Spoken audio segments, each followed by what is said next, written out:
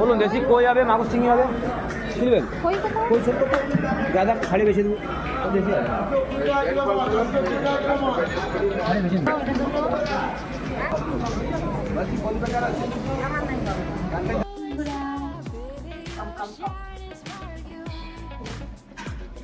এটাতে এখন আমরা লবণ আর হলুদ, মাছগুলোকে একটু করে স্লিট করে নিয়েছি, লবণ আর হলুদটা মাখাই।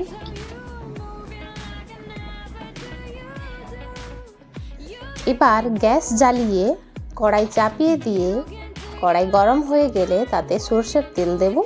সরষের তেলে পুরো মাছগুলোকে আমি ফ্রাই করব, আর মাছগুলোকে একটু অল্পই ফ্রাই করতে হবে, তাহলে রান্না যখন হবে যে মশলাটা সেটা মাছের ভেতরে ভালোভাবে যাবে, না হলে মাছ বেশি ভাজা হয়ে গেলে মাছের ভিতরে ওই মশলাগুলো যাবে না অতটা।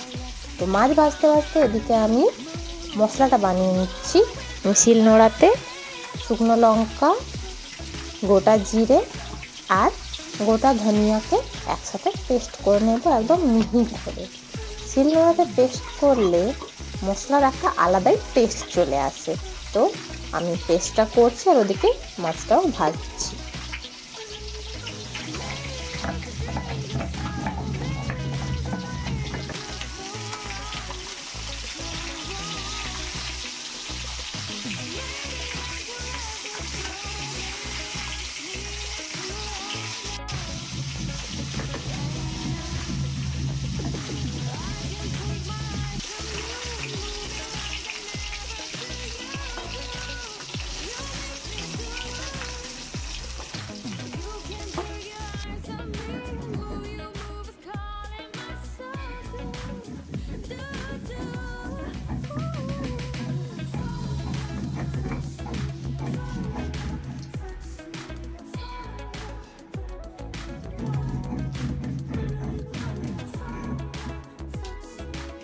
মশলা বাটা আমার কমপ্লিট হয়ে গেছে। এবার আমি এই মশলাটাকে এই যে মশলা বাটার জলের মধ্যে গুলিয়ে রেখে দেবো ভালোভাবে।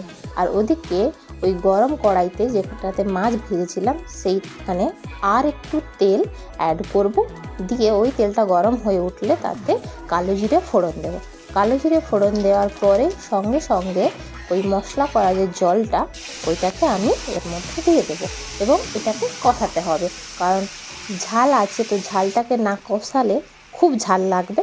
আর সেই মশলা কষানোর সময় আমি পরিমাণ মতো লবণ আর হলুদটাও অ্যাড করে দেবো, যাতে আমাকে পরে আর কিছু অ্যাড করতে না হয়। তো মশলাটা ভালোভাবেই কষাতে হবে। মশলাতে কিন্তু যেন এই যে জলটা আছে সেটা যেন পুরোটা মরে যায়। এই যে দেখো জলটা প্রায় মরে এসছে। জল যখন একদম মশলা থেকে ছেড়ে যাবে, মশলা থেকে তেল বেরোতে থাকবে, ঠিক সেই মুহূর্তে আমি এই মশলার মধ্যে অ্যাড করব পরিমাণ মতো জল। তো ওই জলটা দিয়ে ফুটতে দেবো কিছুক্ষণ মশলাটাকে। তারপর এই মশলাতেই যখন ঝোলটা ফুটে উঠবে তখন ভেজে রাখা কই মাছগুলো আমি এর মধ্যে দিয়ে ঢাকা দিয়ে হতে দেব মিনিট 7 মতো।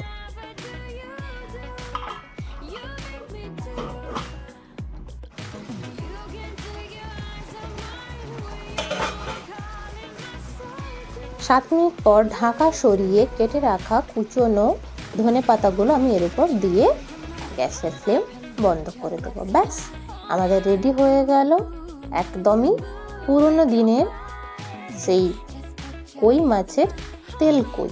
তো বাড়িতে আপনারা অবশ্যই একবার এটাকে ট্রাই করবেন। আর গরম ভাতের সাথে তেল কই হলে আর কোনো কিছুই লাগবে না। তো আজ এই পর্যন্ত, দেখা হচ্ছে অন্য কোনো ভিডিও নিয়ে। Till then tata.